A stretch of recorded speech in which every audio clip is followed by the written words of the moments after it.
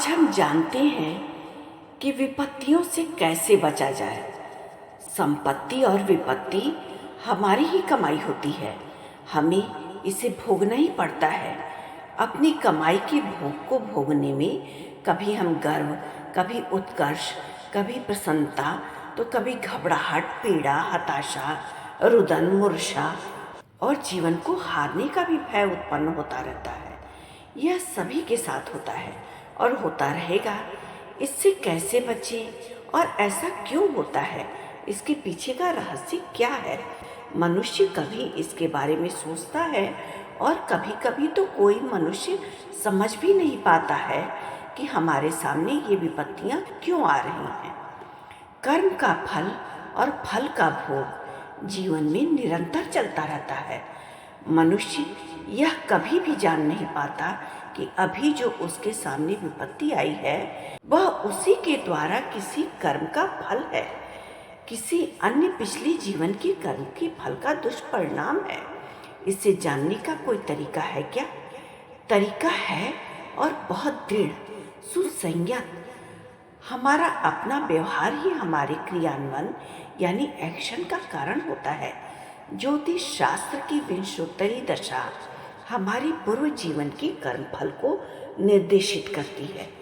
बच्चा पैदा होते ही अपने पिछले 80% भोग, उत्कर्ष, अपकर्ष, हानि, लाभ, रोग को प्रकट कर देता है जन्म कुंडली के माध्यम से कि वह अपने साथ कौन सी धातु लेकर के कर्मों का आया है। ज्योतिष का यह भविष्यत कथन उस बच्चे के मौलिक लक्षण को प्रकट करता है।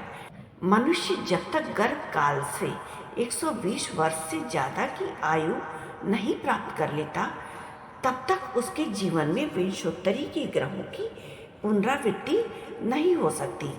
यदि पुनरावृत्ति नहीं होगी तो एक जैसा घटनाक्रम भी जीवन में कभी घटित नहीं होगा। प्रतिदिन की सोच, दिनचर्या और जीवन का परिणाम बदलता रहेगा। उसमें तारतम्य बनाए रखने के लिए केवल हमारा शांत व्यवहार ही कारण बनता है। हम जितना शांत रहेंगे, विपत्ति हमसे उतनी ही दूर रहेगी।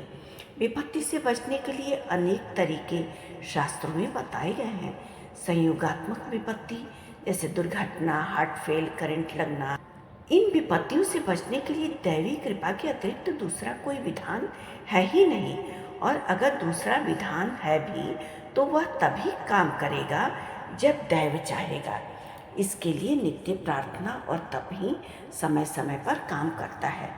पहले के समय में तो माताएं जब अपने बच्चों को घर से बाहर भेजती थीं या पत्नी अपने पति को घर से बाहर भेजती थी, तो जगदम्बा की प्रार्थना आराधना करके, दही गुड़ खिला करके माताएं आशीर्वाद दे करके भेजती थीं और पत्नियां अपने पति के लिए शुभ कामना करके ईश्वर के सामने भेजती थीं, जिसको रक्षात्मक आशीर्वाद कहते हैं। माता पिता और गुरु का आशीर्वाद विपत्ति के समय में बहुत काम आता है। और विपत्ति के समय में कुछ रक्षा मंत्र भी होता है, जैसे कालिका कलहे घोरे पातु त्वं परमेश्वरी मंडपे तत्र मातंगी तथा सौम्या स्वयंवरे। इसी के साथ ही एक मंत्र और है, भवानी भूप मध्य तु पातु वाम भवमोचनी गिरिजा गिरि दुर्गेशु चामुंडा चत्वरेशु च। प्रार्थना, प्रायश्चित और समर्पण से जन्मांतरीय विपत्ति को काटता है। विपत्ति प्रार्थना करने वाले मनुष्य को छूने से पहले ही अपना रास्ता बना करके निकल जाती है। विश्वास अगर अजेय हो और पूजा पाठ व्यक्ति करता हो तो बड़े से बड़ा विपत्ति कम में आकर के टल जाता है। अनागत विपत्ति से बचने के लिए ही तो महामृत्युंजय मंत्र, देवी कवच, नारायण कवच, ब्रह्मास्त्र विद्या, नृसिंह मंत्र, सुदर्शन मंत्र, कालिका कवच, राम रक्षा सूत्र आदि का पाठ बनाया गया है। विपत्तियां तो आएंगी ही, क्योंकि उनको हमने पहले से अपने कर्मों के द्वारा निमंत्रण दे रखा है। वे आए, पर हमारे लिए पहले से ही इस जन्म के कर्म से एक दिव्य अदृश्य कवच पूजा पाठ के द्वारा तैयार रहना चाहिए।